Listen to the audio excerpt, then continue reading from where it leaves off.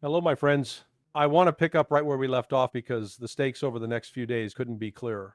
What we're witnessing is not a peace initiative in the noble diplomatic sense the Western press keeps pretending it is. This is a brutal ultimatum aimed at saving Washington from a strategic disaster of its own making. Reuters is reporting that the United States will cut off weapons and intelligence sharing if Ukraine doesn't sign the so-called 28-point plan before November 27. 2025, that's basically a countdown clock with a gun to Kiev's head.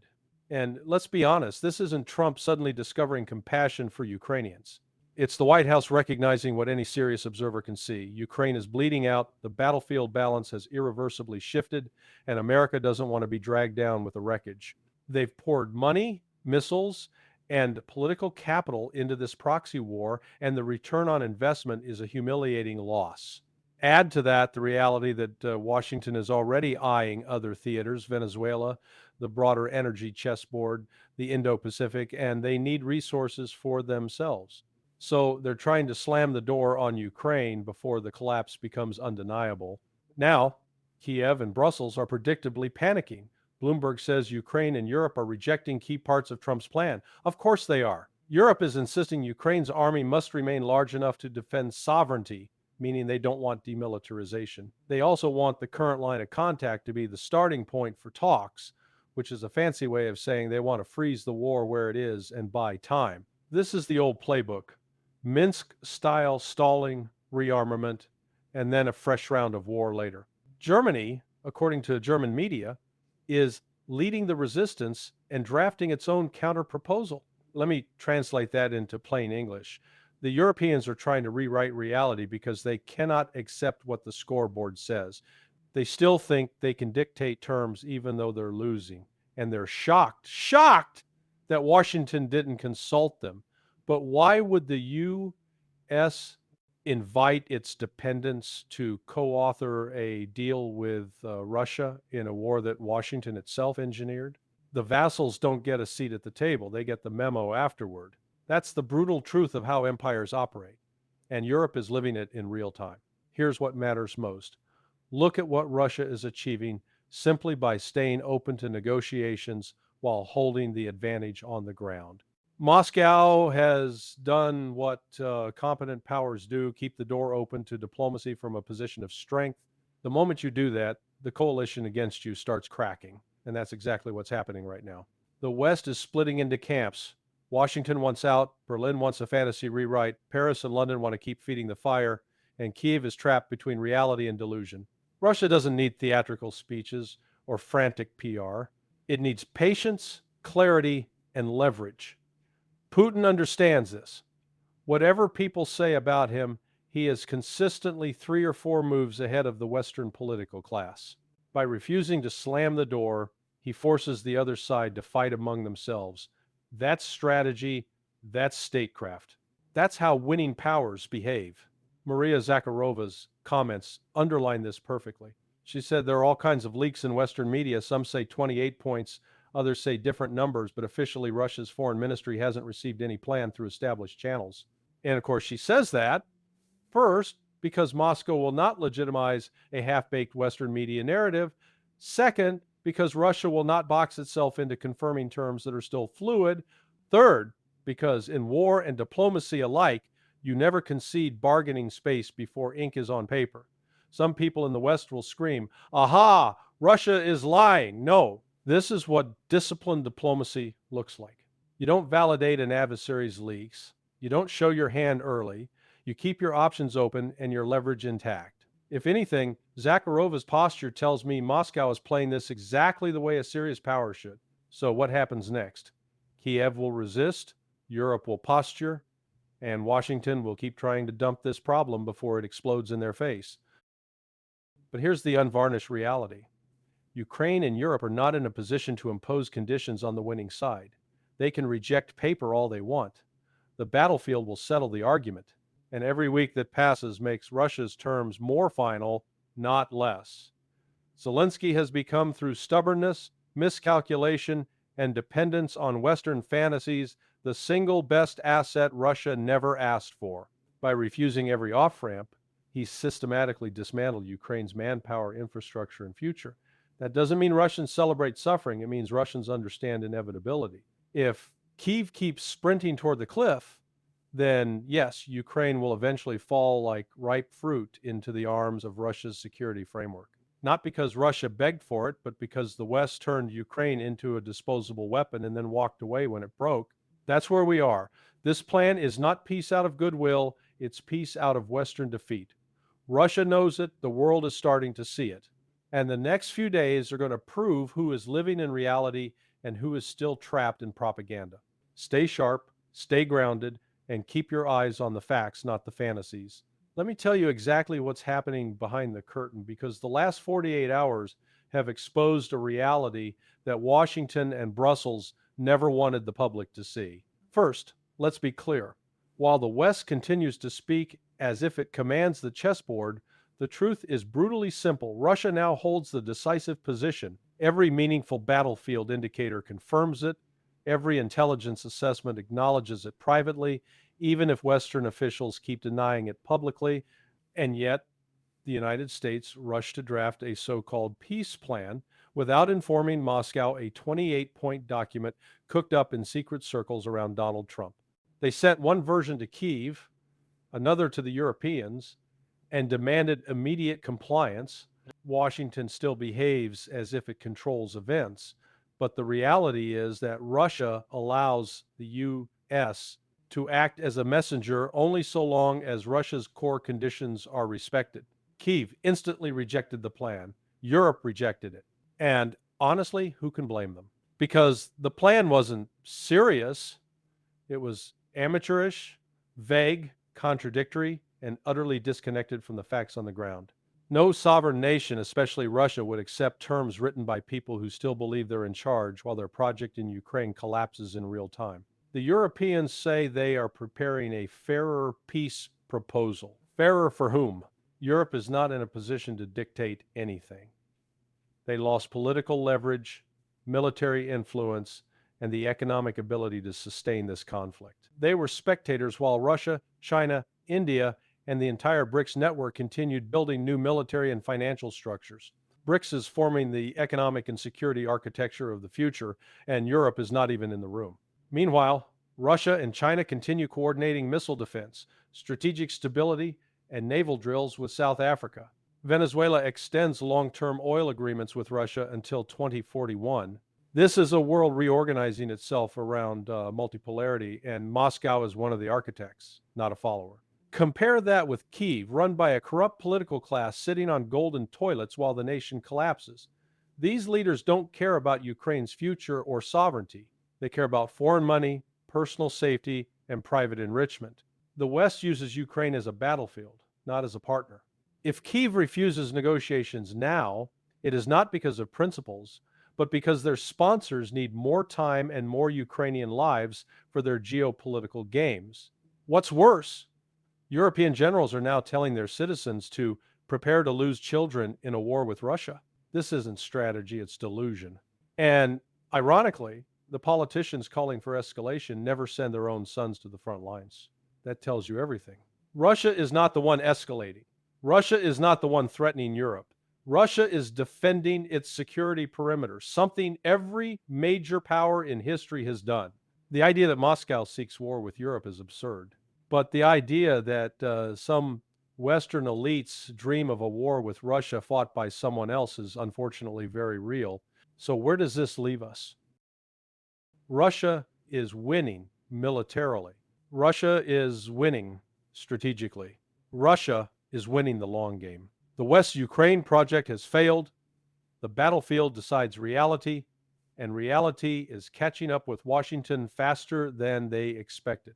That is why they are scrambling, improvising, and leaking half-baked peace plans. A true settlement will only come when the U.S. accepts what Russia has said from day one.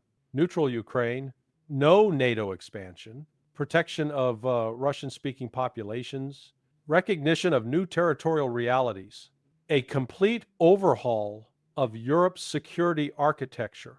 Not because Russia demands it, but because no other outcome is now possible. Russia is dictating the tempo, Ukraine is reacting, and the West is improvising. This war is no longer about daily gains or losses. It is about structural collapse. Ukraine cannot hold Kupiansk, cannot stabilize Pokrovsk, cannot protect Mirnorod, and despite all their noise, they know it. The maps that the Ukrainians themselves publish already show what's coming: shrinking pockets, collapsing supply lines, encirclements that cannot be undone. Kyiv's statements are no longer military updates. They are public relations scripts designed to buy time, buy weapons, and buy funding. The truth is too dangerous for them to admit, because once they acknowledge reality, the entire Western narrative collapses with it. Every time Ukraine says, "We blocked the attack," the next day they quietly release a different article saying Russian forces advanced near several settlements. These contradictions aren't mistakes, they are desperation, pure and simple. Meanwhile, Russia continues launching deep, precise drone strikes.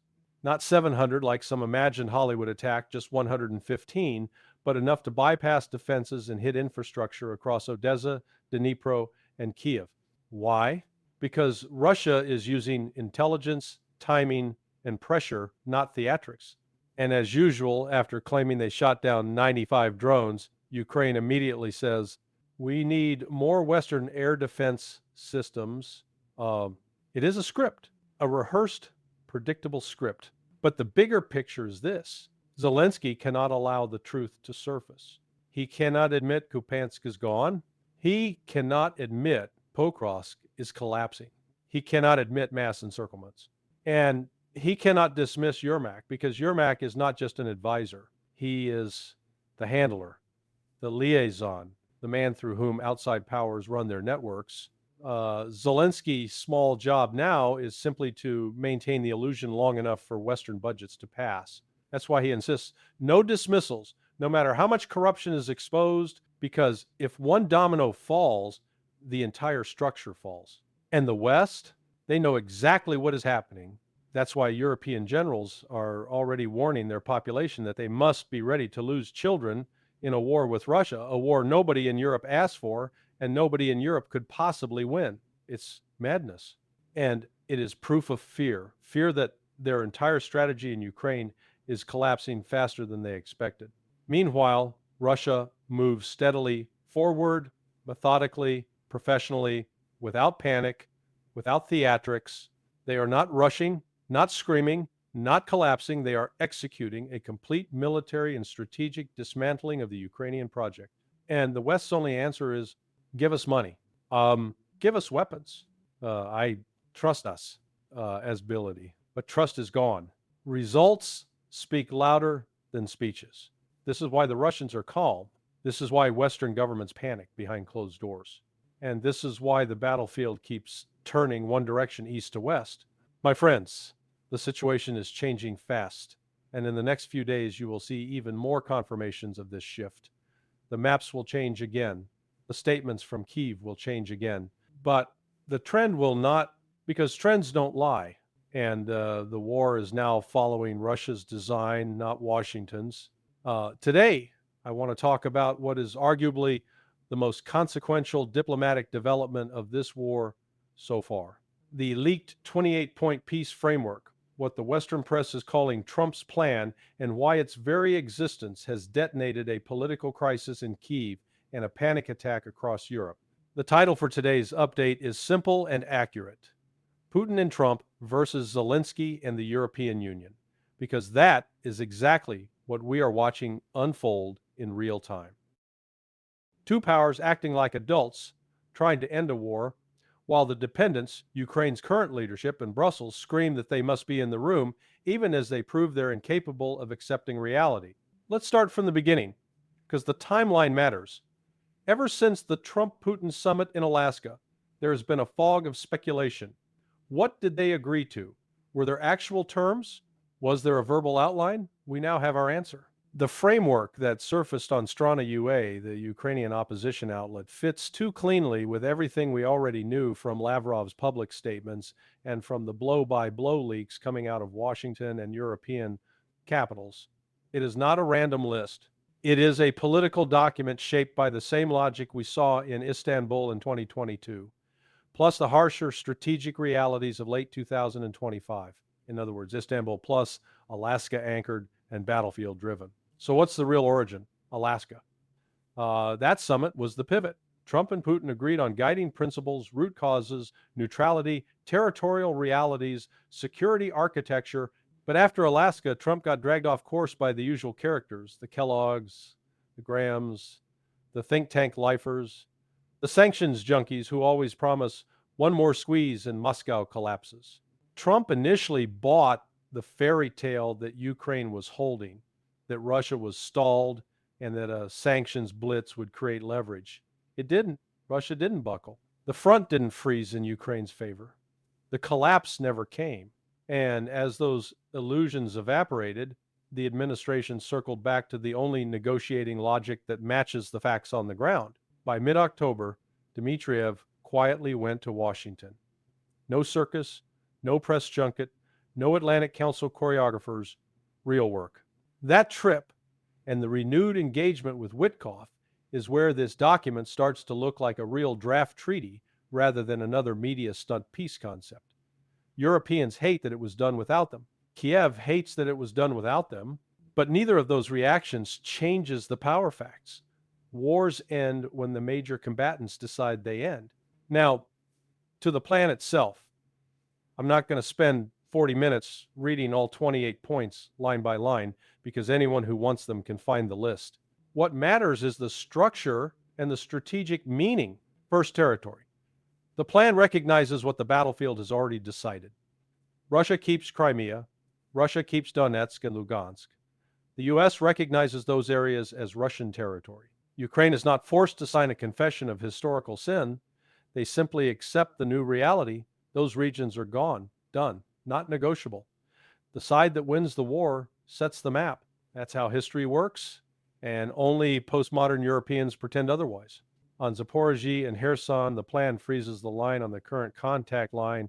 I'll say bluntly what polite analysts won't.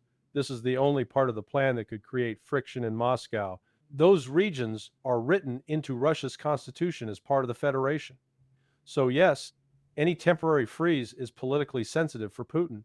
But I also think Putin can sell it because he knows the freeze is transitional. Once Ukraine is neutralized and demilitarized, and once Moscow has the strategic depth it needs, those territories will drift the rest of the way into Russia's orbit, whether Brussels likes it or not. Second, NATO. This is the heart of the war, and the plan states what every serious person has known since 1997. Ukraine will not join NATO, period. No pause, no later. No backdoor accession. Neutral status is baked in. This is Russia's core security requirement, and it is now being treated as the foundation, not a bargaining chip. Third, Ukraine's military status. Here again, the plan aligns with Russian objectives, not European fantasies. Ukraine's armed forces are reduced significantly. Long-range strike systems are removed. No Western troops on Ukrainian soil. No coalition of the willing. No NATO tripwire disguised as peacekeeping. The demilitarization logic is clear. You don't end a war by leaving the losing side armed to the teeth and hoping for good behavior. You end it by removing the ability to restart it. Fourth, security guarantees. The guarantees envisioned here are not NATO Article 5. They are a narrower treaty-style mechanism designed to prevent opportunistic escalation. That's the Istanbul model. And it's the only model Russia would ever accept. It gives Ukraine a floor of safety without turning Ukraine into a Western missile base. Fifth, cultural political settlement. This is where the plan goes beyond Istanbul and moves right into the heart of what Moscow sees as the real crime of the post-2014 regime, the systematic assault on Russian identity inside Ukraine. The plan restores Russian language rights. Russian becomes a state language again. The Orthodox Church is restored in its legal rights and properties. Political persecution ends. Amnesties are written in. Prisoner exchanges and family reunifications are formalized. War crimes tribunals and revenge courts are shut down. In short, the Maidan project is dismantled at the constitutional level. Take a step back. If half of this gets implemented, Ukraine becomes a different country from the one Europe tried to manufacture, a country no longer designed as a spear point against Russia. And That is why the hysterics in Brussels are so loud. Now, let's talk reactions. Russia's reaction is simple. Moscow has no reason to reject a document that codifies most of its war aims. Yes, Zaporozhye and Kherson are sensitive. Yes, there will be internal debate. But the strategic payoff neutral Ukraine, no NATO expansion, permanent control over Donbass and Crimea, removal of Western troops, restoration of Russian cultural rights is enormous. Putin can live with a transitional freeze if it locks in the rest of the settlement. America's reaction is more complicated, but still manageable. Trump will face resistance from neocons, from the bipartisan weapons lobby, and from the careerists who still can't accept that this war was lost the moment Russia mobilized its economy and Ukraine ran out of manpower. Kellogg's reported exit fits the pattern. The hardliners are being pushed aside because their story no longer holds. Trump isn't doing this out of charity. He's doing it because he doesn't want ownership of a strategic defeat. But motivations don't matter if the outcome is peace. Europe's reaction is predictable and pathetic. Brussels and London are furious because they were excluded and because this plan is an admission that their entire strategic line has failed. Kaja Kallas screams about aggression. Macron mutters about capitulation. Starmer talks tough because he has nothing else left. Germany drafts its own fairer plan, fairer for Ukraine, meaning fair for the losing side. That's not diplomacy. That's delusion. Europe's logic is always the same. We're richer than Russia. Our GDP's bigger. We can outlast them. Well, newsflash. Wars aren't won by GDP spreadsheets. They're won by ammunition, manpower, industrial depth, and political will. Europe has none of those at scale. Their stockpiles are depleted, their populations are exhausted, and their leaders are trapped by the propaganda they sold to their own voters.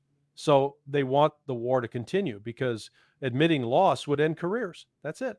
There is no grand moral crusade here, just political survival and defense industry profit. Now to the most critical reaction of all, Ukraine. Zelensky will do what he always does. He'll praise Trump's leadership, declare his commitment to peace, and then smuggle in poison pills, NATO language, territorial reversals, Western troops, so that Russia rejects it and Kiev can cry, "See, Moscow doesn't want peace." That game worked in 2024. It doesn't work now. Why? Because Trump has leverage he didn't use before, and because Ukraine is cracking internally. The corruption investigations aren't cosmetic. They are pressure.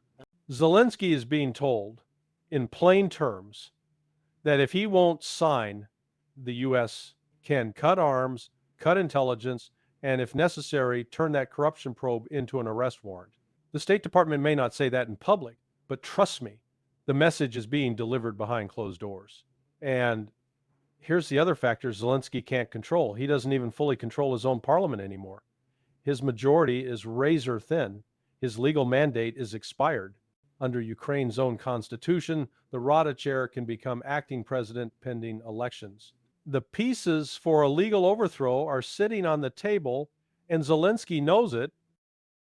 His rivals, Poroshenko, Timoshenko, the old network, smell blood. They don't love this plan, but they might accept it if the payoff is power and Western backing.